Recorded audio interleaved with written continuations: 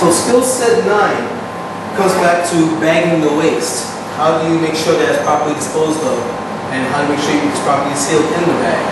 When it comes to debris and other materials which can fit in the bag, all means you're going to use this, you can use the gooseneck technique. So what that is, like I said before, so you grab the bag right under the opening. Be sure not to overfill it, so you have plenty of space to do so. You grab it right before it's opening, and what you'll do is that you literally spin the bag. Roughly 8 to 10 times you spin this bag, get a good column going.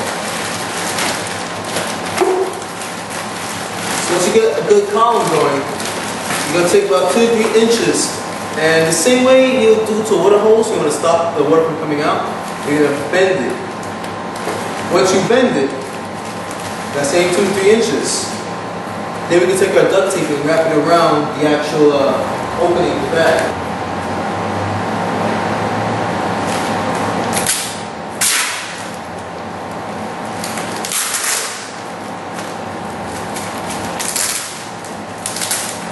So I'm going to take this duct tape and wrap it around several times around the neck, the bend.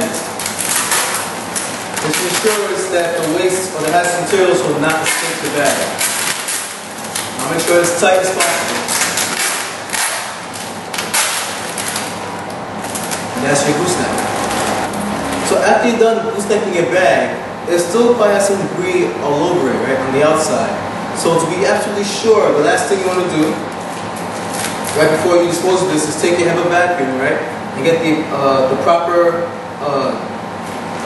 measurement. A proper replacement, which is, in this case, I'm going to use this fitting for the top. Every time I use a HEPA vacuum, depending on what kind of job I'm doing, I'm going to use a different adjuster every time.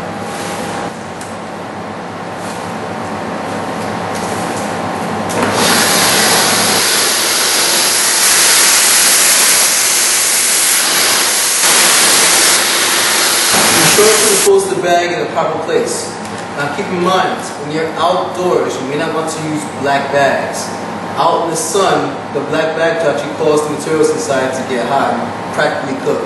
And something you don't want outside as far as hazardous materials are concerned. Last but not least, in terms of waste, what if there's objects that are too big for the bag, so how do you dispose of them? In cases like this, once again we use our good old friends, the plastic. And the idea is that we're going to cover the entire piece of whatever it is we're throwing out in the plastic. Once again, we'll use duct tape to tape around the seam so that none of the material is exposed. And of course, dispose of this in the proper place. Keep in mind, after you cover your big material in plastic and tape the seams, you still use the HEPA vacuum and clean off the outside of the plastic, just like your regular garbage bags.